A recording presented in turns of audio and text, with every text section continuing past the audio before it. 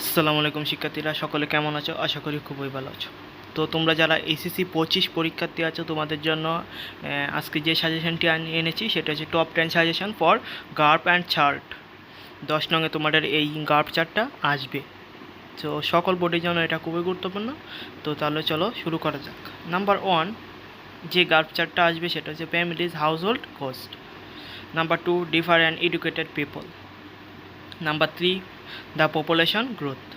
Number 4 mobile অথবা internet user. Number 5 poverty line. Number 6 একুশে বইমেলা। Number 7 transformation use student. Number 8 the time spending various activity. Number 9 different subject. আর number 10 different games in a country.